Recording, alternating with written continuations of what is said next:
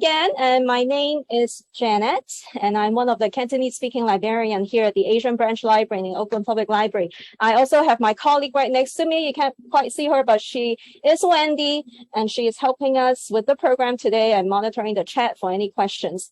We also have Frank with us in the chat as well, and then Frank will also be helping us with some of the questions too, if you have any.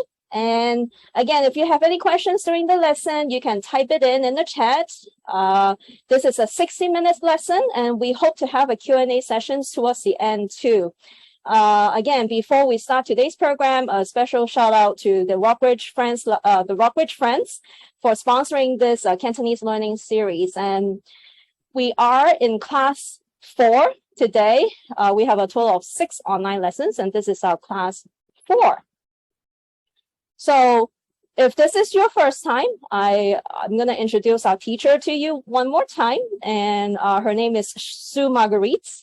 And Sue lived in Hong Kong for 30 years.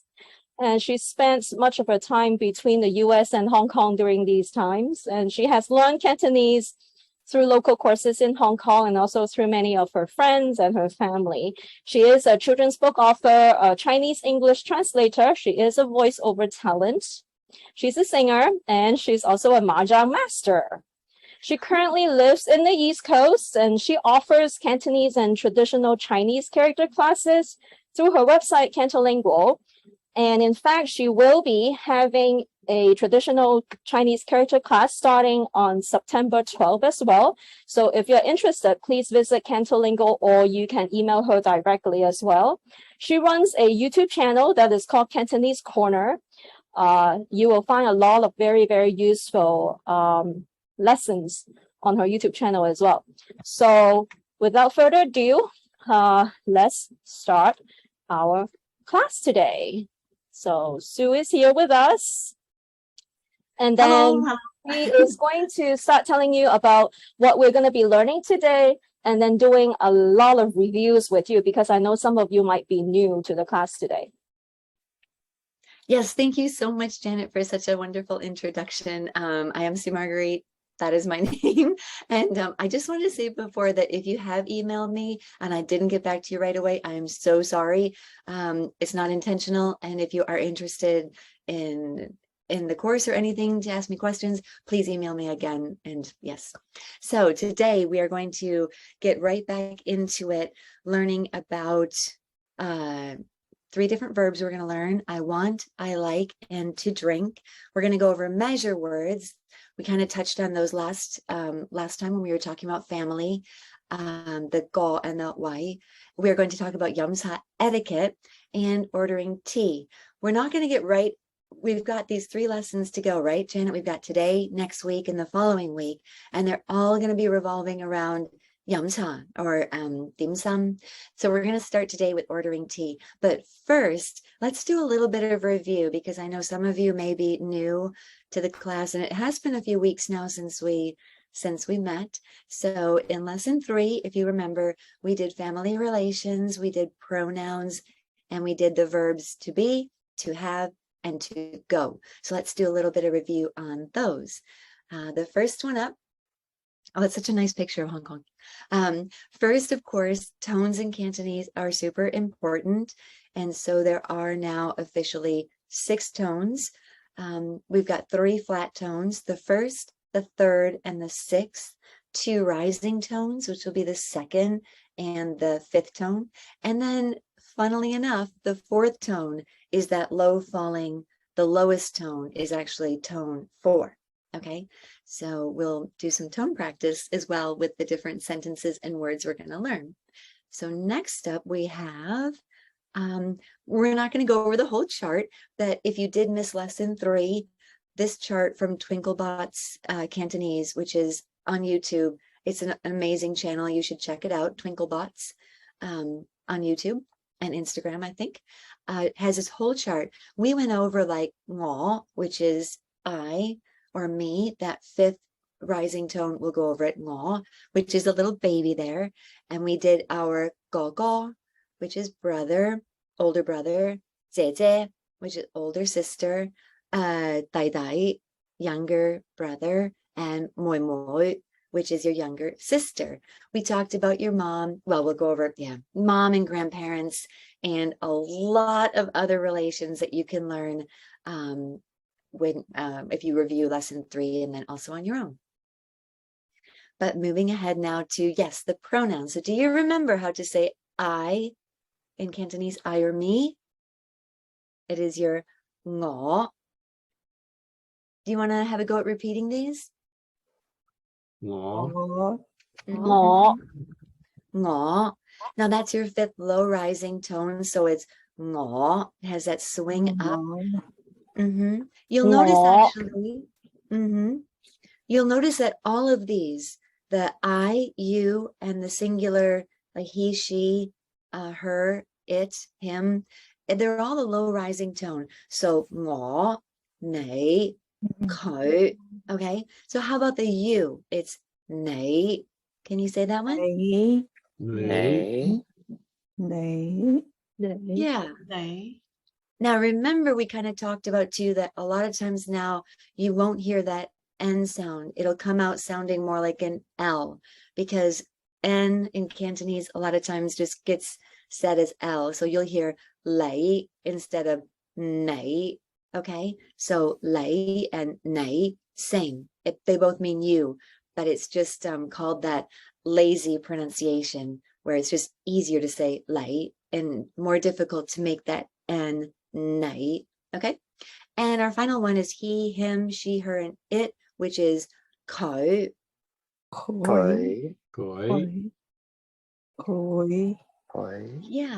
Yeah, that sounds really good. The tones are, there's that little swing up there, the low rising cậu. Okay, now if you're gonna make it plural, you just add the they, the low tone they. So you're coming up ngõ they. You try that one? Ngõ để. Nãy they. Nãy để. Cậu they. Yeah, good. Okay, so those are our pronouns, and they make it so easy in Cantonese because, like in English, you can see I, me, he, him, she, her, and it's all the same in Cantonese. So next slide will be our review of the verb to be. So we've chosen to use is it. It could be am I, am, but we've got hi. I'm high.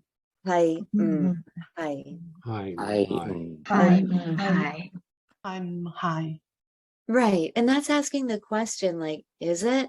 Right. So actually the verb itself, we should look under the yes here. I don't know if you can see can you see my cursor? Yeah.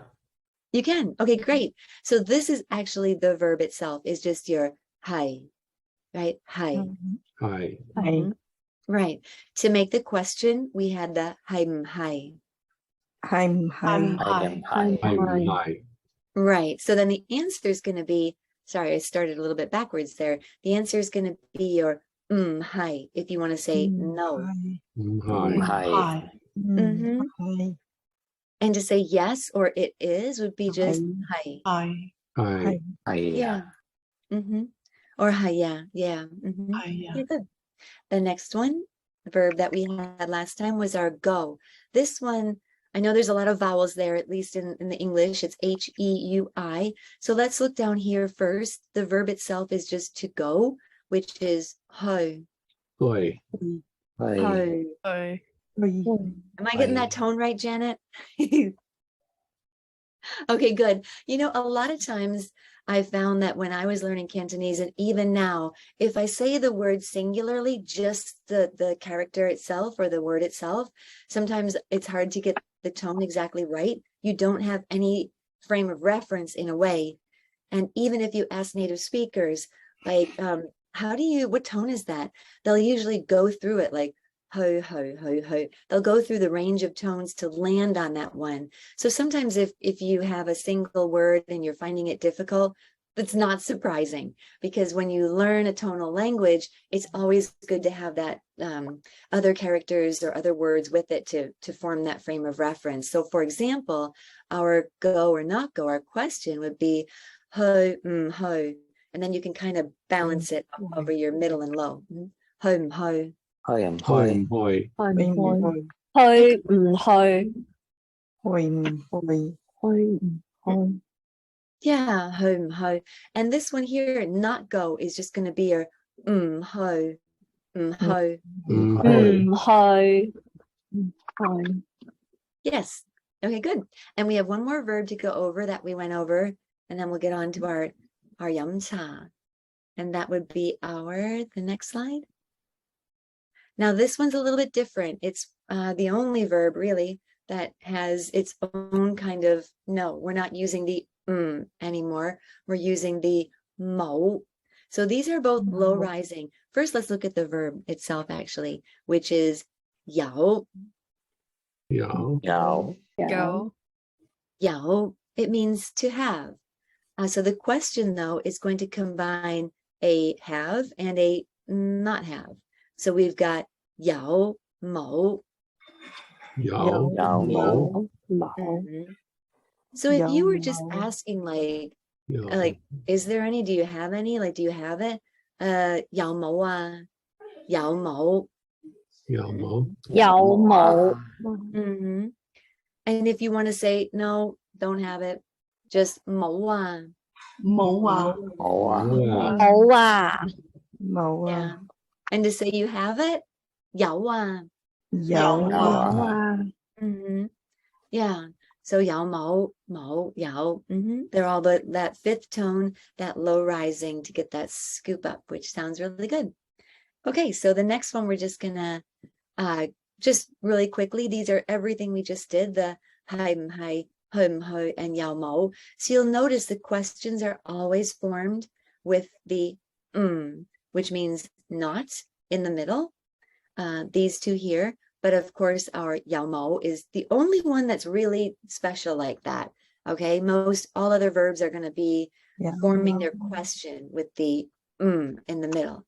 The affirmative form is just the verb itself, and the negative form has that in front of it, or of course for our have, it's just mo.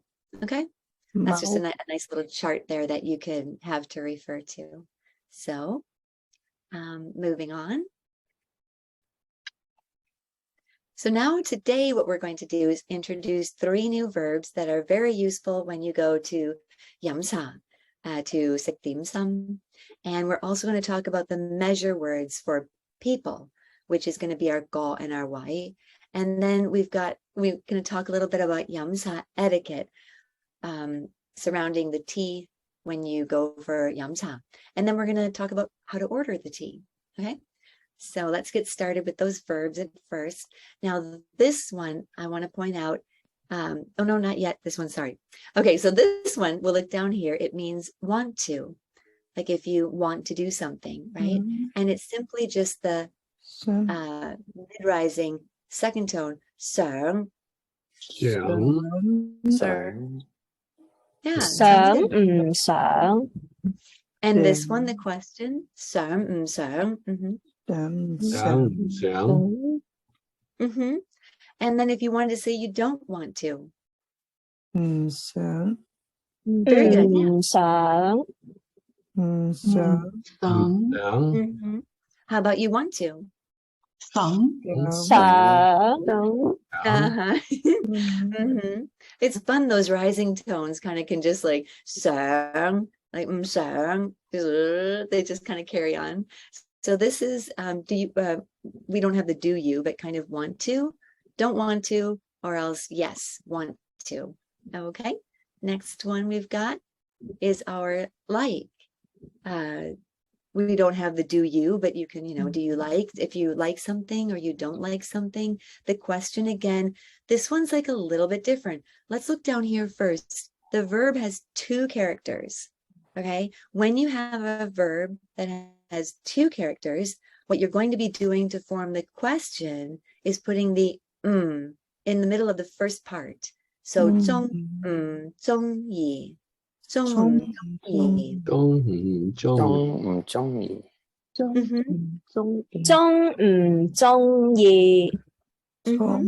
trông ý.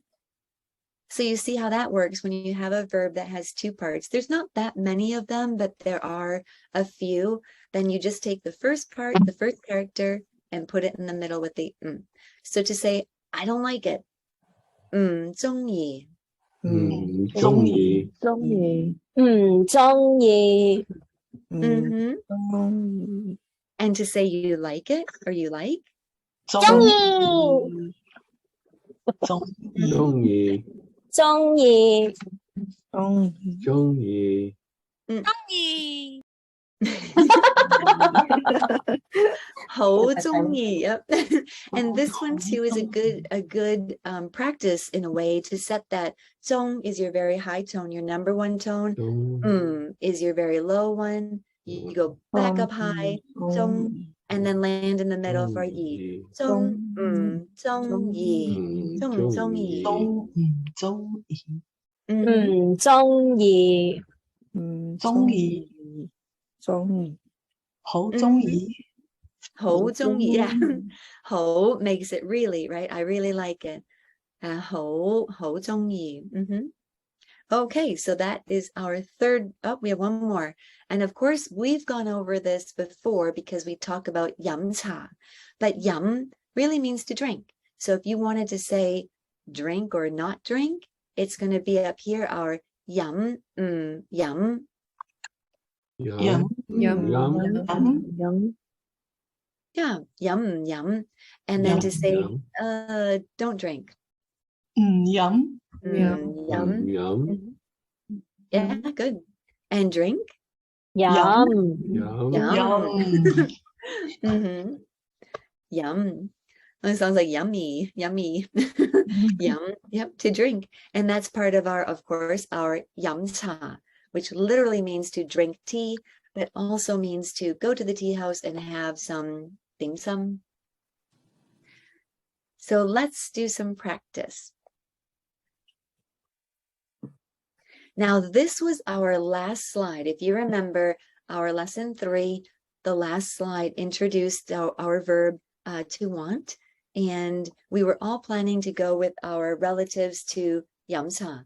So the last one, let's just review this, was our you want to go yamcha, which in Cantonese would be nai sang sang hơi yamcha. Đấy sớm會飲茶啊 你想唔想去飲茶啊？你想你你想唔想去飲茶啊？ The sang, yep.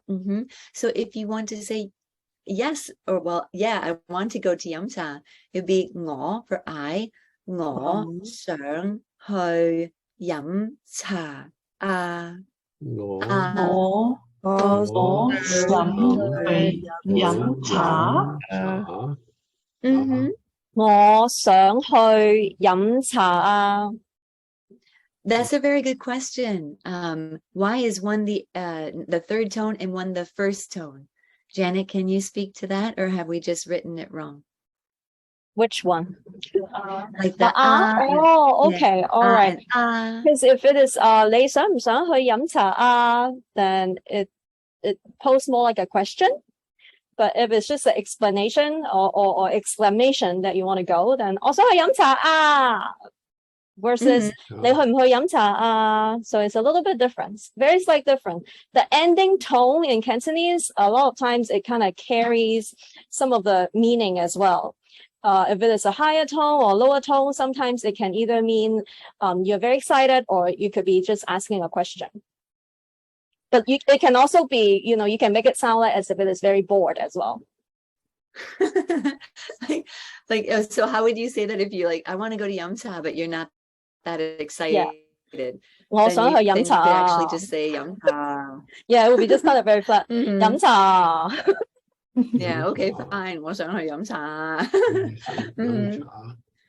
Yeah, that's a really good question. And sometimes I think when you're learning Cantonese, the particles, the ending particles, are some of the hardest ones to get and the hardest ones to strictly learn from a book or from a class. It's really when you start using the language more, that those particles at the end come into play, and you start using them quite naturally, and it's fun. Mhm. Yeah, I think with those, it really comes with a lot of listening that Yeah. you might pick it up much later or maybe some earlier. So it just sort of very depends. But then the ending, the particle ending, a lot of times it actually demeans, it does have, it carries a meaning. Oh yeah, for sure. In fact, those are, well, I digress, but in another lesson we'll have to go into, maybe the next one we can go into like the ne particle, which is the first one that I learned and the easiest one I found to learn, because without it, the sentence did not make sense. Like some of these, I felt that the particles, as you said, were expressing emotion or just happiness, and that you could include it, or maybe you didn't have to. And if you felt a bit timid, you wouldn't. But some of them, like the ne, is very useful, and you feel like, oh, I get it. So we'll try to include that one next time. I have a question. It's can you say 你去唔去你想唔想去飲茶? Is that okay too? If there's no ah? 你想唔想去飲茶? For me, I think it's okay. Janet, what do you think?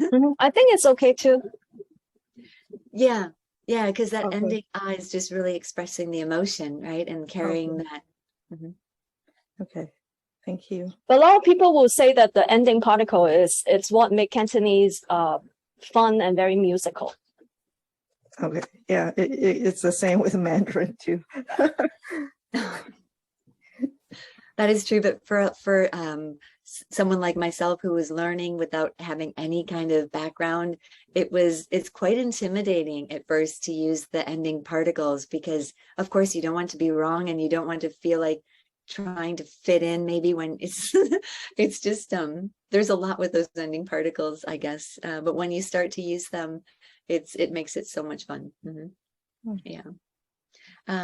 So our next one in the useful dialogue is when you first get to the tea house or to any restaurant, normally in no matter what language, they're going to ask you how many are in your party, how many of there are you, and this example here literally translates into how many seats.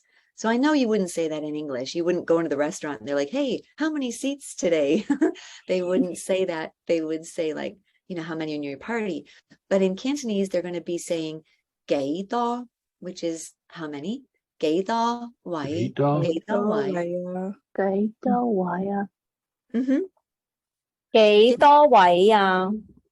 幾多位啊？幾多位啊？Yeah, good. 幾多位啊? Now, there's a different way to say this. So this位is seats, and it can also be used to mean people who are going to fill those seats. But another way that you might hear it in a restaurant is our next slide, which is actually oh, sorry, I'm answering the question first. Sorry. So if someone asked you that, how many people, you could say 2 people. Do you remember how to say that using our quantity for 2? 兩位.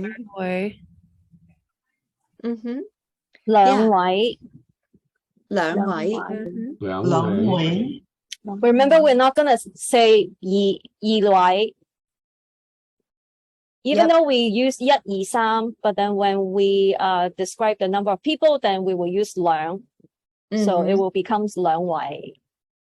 And it's interesting because it's really the only number that has its own quantity of 2. You don't really have a different one. Sam is 三位, say is 四位, 五位, but 2 is special. So it's going to be 兩位. And then here we go with the other way to ask it is how many people. Now here we've got our measure word go, which is just go. Yeah, and that's our measure word here, and that stands, it's your measure word for a person. So go, like, well, we'll see in the next one, but the question would be the same. 幾多, how many? 幾多個啊? 幾多個？幾多個啊？ So have you guys heard this before when you go to a restaurant? Do they say "게다가" or do they say "게다와야"? Have you heard this before? Yeah. Okay, don't like Which one do you hear more? Do you hear one more than the other, or have you heard both? I Wait, hear I more usually- I Gato heard Y in more the dim wait. sum in Why? San Gabriel and Alhambra. Yes. Okay, good. They don't Yeah, wait most. yeah, good. Yeah, same in Hong Kong, which is 99% of my experience at Chinese restaurants. Yeah, both are used equally as much. So nice. Okay, so that's the two different ways to ask that when you first enter the tea house. They'll ask you how many people, and then they'll bring you to your table. Oh, I think we're going to answer this one first, though. Gedagoa. Now here we're going to have seigo. go. And then Seigo. mhai, samgo. Hi, Sango. Right, Sango. Yeah. So Seigo. core. So it's enough. Now you'll notice we just don't say. You won't just say if they're asking you gedago. Oh, sam. You usually samgo. You keep that measure word attached. Samgo, seigo. Right? You won't just say, like in English we could say, oh, 3. But in Cantonese, almost always you're not just going to say sam. It sounds very odd just to have that one, the number thrown out. It's always the go is going to come with it. So say go. Oh, mhai, sam go. Sango. Seigo. Seigo. Hai. Samgo. 三個 Or Yeah, some just to way. give you a little practice there with the mhai. So, okay. Yeah. And then what else do we have? Now we're at the tea house and we're going to order some tea. And so normally what you're going to hear is if they're going to ask you what tea do you want to drink, because as you probably know, there's a whole bunch of different teas that you have to choose from. And it's interesting that I'm not sure here in the States, but there's never a menu of these teas in a typical Hong Kong tea house. It's not like they hand you a menu and you can look at the tea and choose the one you want. It's like they just expect you kind of to know all the different kind of tea that they have, right? So if they were to ask you in a very polite way, they would say, "Sir, yum mat ye cha ah." Sir, yum mat ye cha ah. Yum,想飲乜嘢茶啊？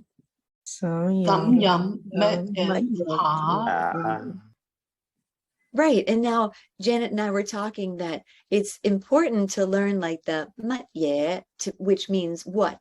This is your what. And in English, it usually comes first. Like, what tea do you want to drink? But you'll notice in Cantonese, it doesn't come first. It always comes after your verb, like yum mat ye cha or sang yum mat ye cha.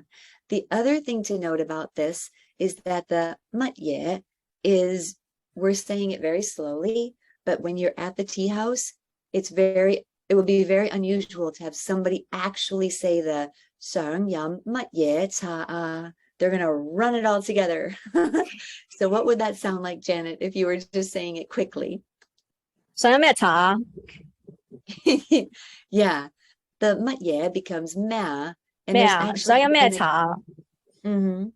So when I learned Cantonese, I remember that it was very clear that they would say, 你去邊度 or 飲乜嘢茶. And then you go to the tea house and you're like, I don't hear the 乜嘢, because a lot of times they're going to just completely combine it to ma. 你飲咩 ma. So when you hear that ma, mes, yeah, me, it's the 乜嘢, but just said really quick.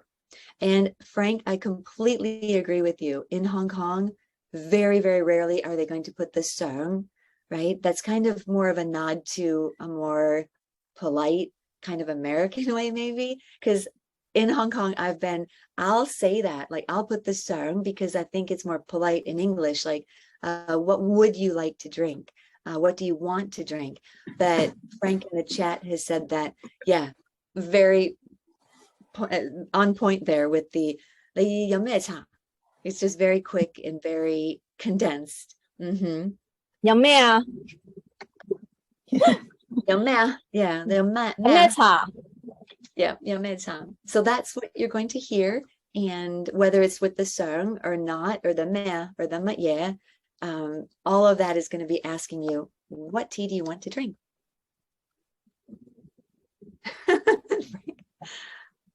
Oh, I'm so glad to hear these because we've got sorry, I'm reading the chat as we go. We've got 3 different teas to introduce. Of course, there are many more. And the first, I have to digress a little bit because in Hong Kong, if you look like I do and you go into a tea house, 100% of the time, they're going to bring you the first one. They're not even going to ask you because they're going to assume you don't speak Cantonese, and they're just going to come out with the jasmine tea. And jasmine in Cantonese is hương pin. Hương Hương. And if you are in Hong Kong and if you look like me, then they usually will give you 保理, or this one is called 壽眉. We don't know how to write that one, so we couldn't include it. But it's either 保理 or 壽眉. When I was little going to the tea house in Hong Kong, almost hương pin is never offered to us. That's when we were chatting about that. That's so interesting because 100% of the time it's hương pin.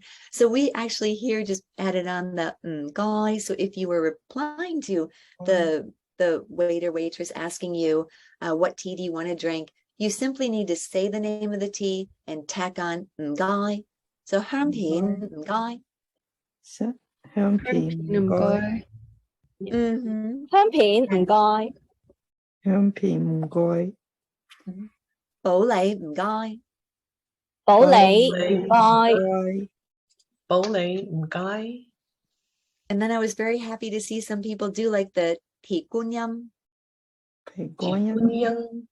鐵觀音唔該. Thầy觀音.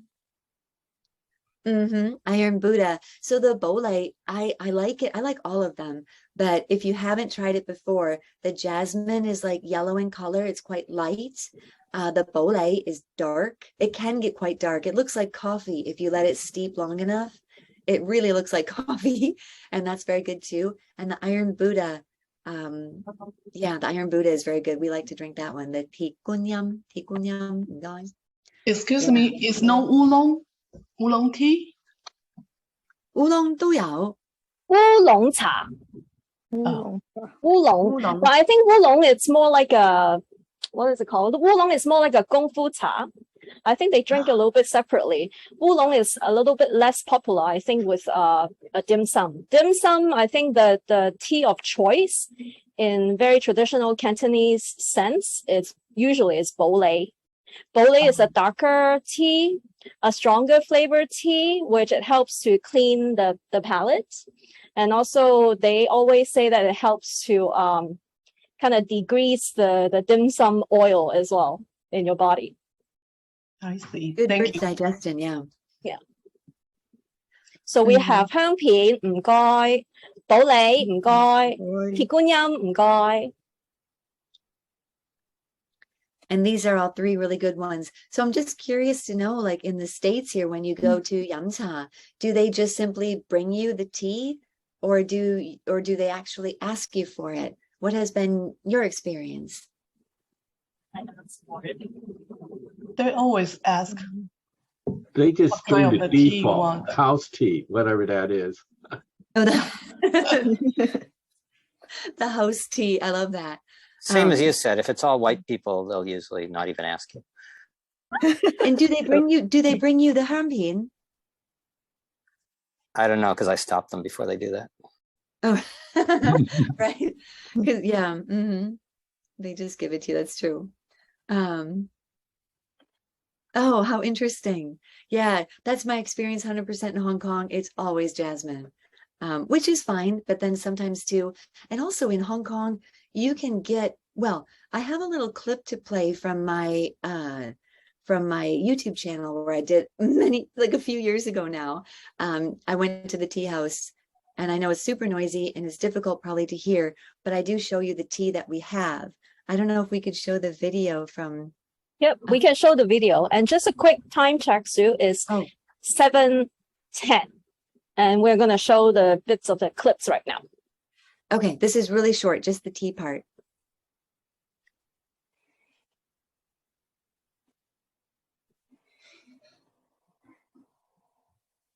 5, yeah. So when you're at the 酒樓 having 飲茶 or dim sum, you've got a wide choice of teas. So here today we have the jasmine or the Hangpin. Hangpin is jasmine. And then over here we have the bolei. Well, they call it in this tea house Hu Li, but in Chinese it's bolei.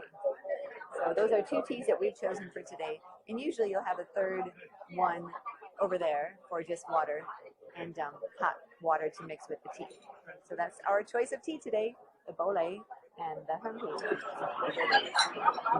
Hi, 大家好，我係 Sue Marguerite， 我而家係 We'll get to more of the dim sum next time and on the third sixth lesson. It's okay. But yeah, in Hong Kong, it's interesting because we could typically order more than 1 tea if we wanted Hangpin and the bolei. Like I like Hangpin, they like bolei, and we also get the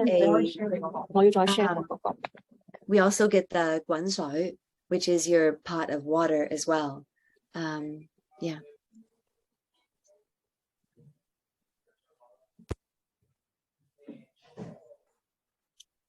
And usually tea houses, of course, are very, very noisy. So the next slide, though, we have after this one. Do you want this one, Sue, or do you want the other one? I think the next slide. Because, oh, wait, sorry. Is that did we do that one before? I'm so sorry. Look this. Yeah, we didn't we do want this one. Yeah, we do want this one. Yeah, sorry. So this one is, yeah, if you do have the opportunity to ask, like they bring it to you and you're like, I don't want that one. Then you want to say like, do you have any jasmine tea or any kind of tea you want? It would be 你有冇香片? 你有冇香片? And you can add that 你有冇香片啊? 你有冇保利啊? 你有冇香片啊? 你有香片啊? Right, so the yao mo can be used in that way to ask, do you have or don't you have, literally, and then the tea that you want, right? And guy, yeah, the yao mo guy. Yep. Okay, and so then that would be a way to ask. So let's talk a little bit about tea etiquette when you're at the tea house, because it's really important that if you are having yum cha with your friends or your relatives, or maybe you're invited to go with a Chinese friend to yum cha with their family, some of the tea etiquette to follow is, number 1, always pour for others first, and never pour the tea in your own cup first. And especially make sure that you're serving or you're pouring tea into the elder members of your family or your friends first. And that's just really a sign of respect, to never just, fill your own cup up and ignore everybody else. Of course, it's even to the point where everyone else's cups may be pretty full. They don't need more tea, and you still do a little ceremonial kind of you just a little bit of tea just to show that you're serving other people first before yourself. So that is number 1 for sure. The second one is interesting because I'm not sure everybody does this, but in Hong Kong, pretty much everybody does. And that is when someone is pouring tea into your cup, you would tap the table next to your cup. And that's a sign to say thank you. So when they're pouring it and you just tap the table gently beside the cup. And that's to say thank you for filling my cup. But yeah, I know, Janet, you had some other, that was something that maybe you didn't do or weren't as familiar. Yeah, my family didn't do that. I did not grow up with tapping the table to say thank you. Yeah, but I know that many people do. Yeah, it's with the middle finger. I don't know if you're being funny, but yeah. with the but this is tapping the table is actually traces to the story of way back when the emperor were to leave the palace and to just go on to the market and whatnot. And if he were to be the secret shopper, and he visited a tea house because all the other people around him or his staff around him, then, they cannot kowtow to him. So then that is when they would do it on the table to say thank you. Because, the emperor, when he's being a secret shopper, he's just trying to act like any normal people, right? So he might be pouring tea for his court members, but then the court members, in order to say thank you, instead of kowtow, then they tap the table. I think this is how it kind of started. Yeah, I actually heard that in the beginning, it wasn't even really a tap. I'm not sure how true this is. It wasn't a tap as much as I don't know if you can see my fingers, but kind of like this motion, like that they were like kneeling in front of him kind of thing. And then it evolved into like just a tap.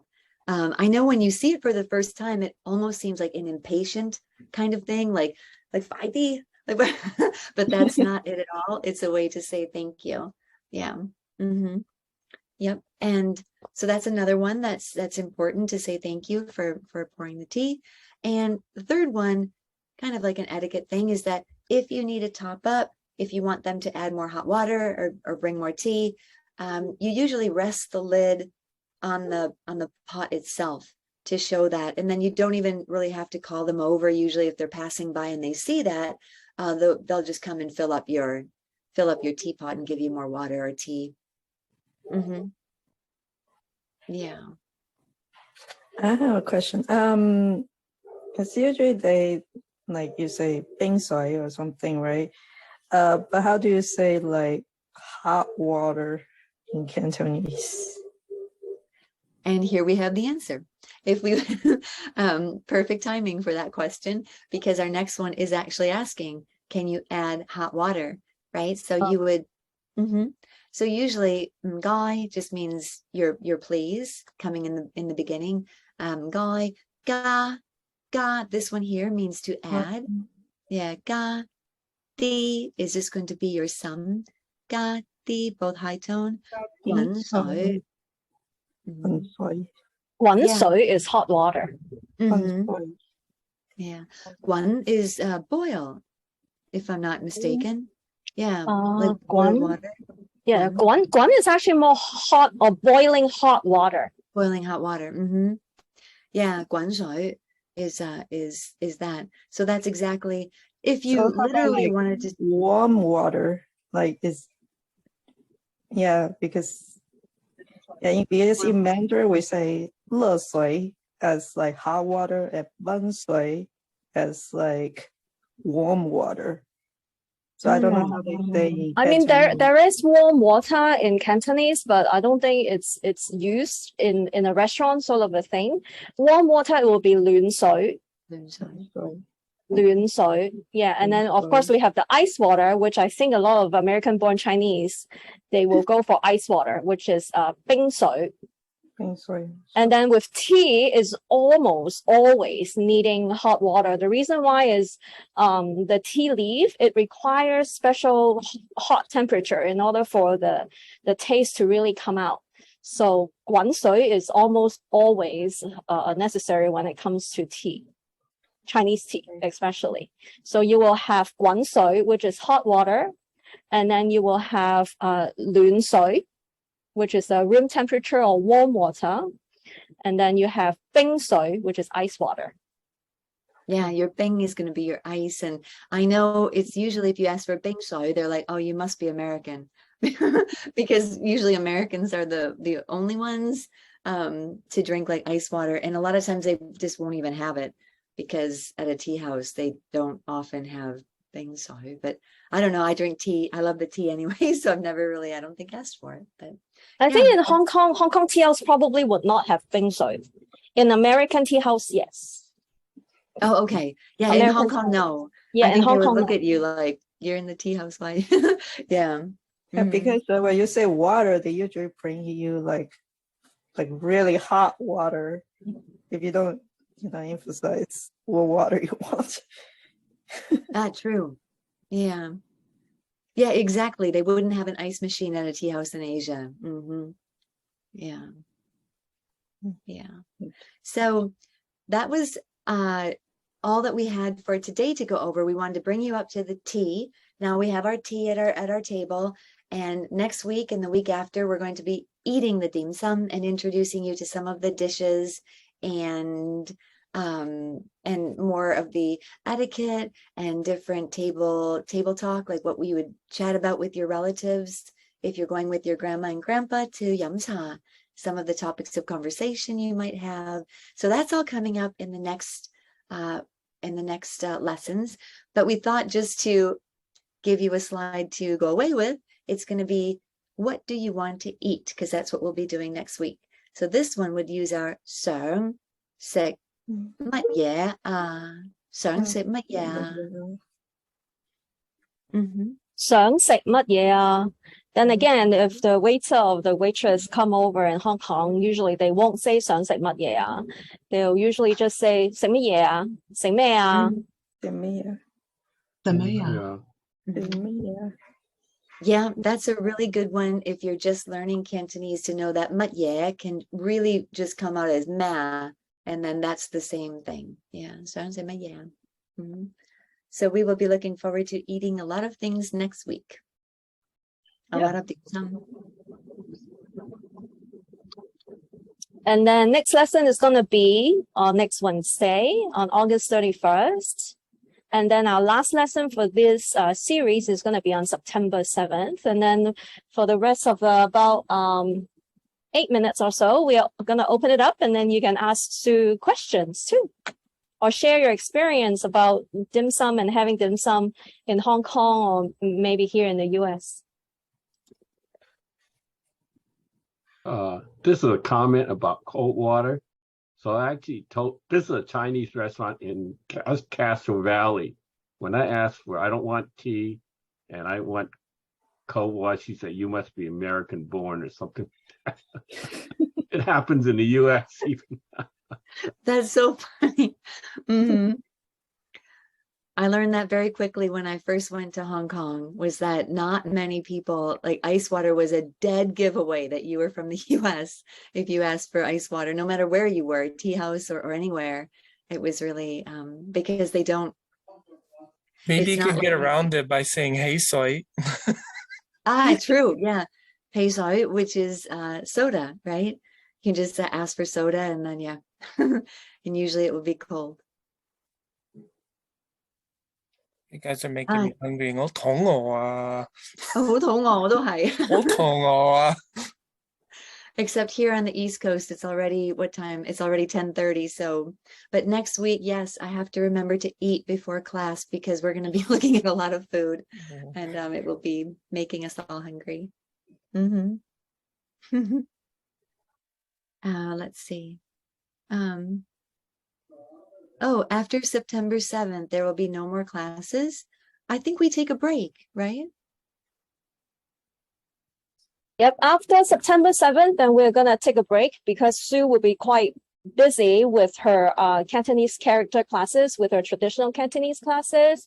And then we most likely will resume our class likely in the winter season. And I will be emailing all of our participants first to let you guys know when our next set of lessons will be happening, but we're going to have a total of 12 altogether with Sue. So be on the lookout for that. Yeah, we're only halfway through at the end of this, the dim sum, which takes us up to, what, 2 more weeks? And then, yeah, a break, and then we'll be back. We can do some holiday, maybe some holiday things. Let's see. Oh, hot pot. Good idea. Keeping with the food theme. Oh my goodness. Yes. The only place in America is the only place we have to pay tips. That is the biggest thing coming back to the States, is paying tip and tax, because in Hong Kong, there's no tax. And there, well, not that there's no tax at all, but there's, no Makes tax. it better. Well, in Hong Kong, there is 加一, remember? 都有加一, yeah, that's right. 加一. So 加一is the automatic service sort of a fee that they add on 10% to your check. I mean, to your tab. That is true. Yeah, that's true. But I kind of don't even think of not that I don't think about it, but it's not like the extra, you know what I mean? Like in the States, the tax would depend on how much, and then the tip, and then, oh, it's a lot easier in Hong Kong. Mhm. Not And the make norm. sure when you guys have time, do come over to Oakland, Chinatown. Come and visit at the library. And there is 2 very good, I think, dim sum restaurants around here as well. And then when you come to the library, then I'll tell you which one is my favorite. Oh, one more experience about Hong Kong. When I was asking for something, I forgot to ask them goy, and I saw the waitress jump. You know how rude. You know, I said goy. You know, because in Hong Kong, you say whatever you ask, you say goy first. Then you, like in Mandarin, you just blurt out the noun. I mean the verb, and you know, I want water or something like that. You know, just yeah. So I'm so sorry, I kind of missed some of that because I really want to write down the Kong Shik Tong. I'm not sure how to say it. Bayard Street in New York. I'm sorry, what were you saying before about in Hong Kong? Okay, in Hong Kong, I want to order something, right? Mm-hmm. And I forgot the mgoy first, and it sounded like I guess to the Hong Kong people, it's to the waitress, sound like I'm giving her an order. You know. That makes sense because without the mgoy in the beginning, that definitely softens it and makes it, yeah, please, like baby soy, like just it sounds more like, yeah, like definitely the command. But if you say the mgoy baby soy or bay something, then it sounds a lot more gentle on the ears. Because I speak Mandarin, so usually we don't say mgoy, like we say ching or something. Like we learn, but we don't say it. We say it more like as a command. It's mainland China.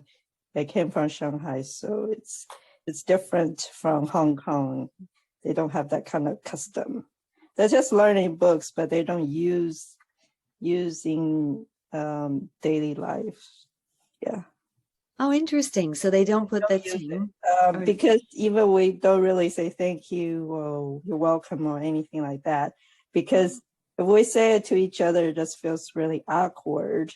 And when I went back to Shanghai, I say thank you and you're welcome and all that stuff. And then they just look at me like they didn't know how to, reply to me or something. I just feel weird. Yeah, I say, oh, you must be American or something. Yeah, in mainland China, we don't say it just like you say as an order, like I want this, I want that. Yeah, in Mandarin. Oh, wow. Yeah, that's interesting then, because I do know that I even now add a lot more than I need to sometimes using the song and those polite terms that seem like I should add them in. And it seems I feel I'm being rude if I don't. It's more like a command instead of please, I want something, I want something, right. Please get it for me. We would just say, I want something, get it for me or something, like as a command. We don't say please. Nobody in mainland China say please or thank you or you're welcome. I mean, they always say it to the Westerners and, like the foreigners. Yeah. Interesting. Yeah.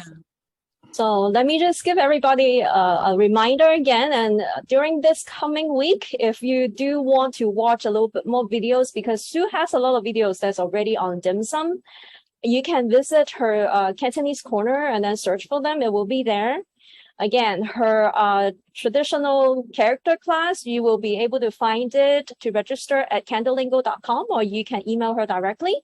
She also has an Instagram that is at Cantonese Corner.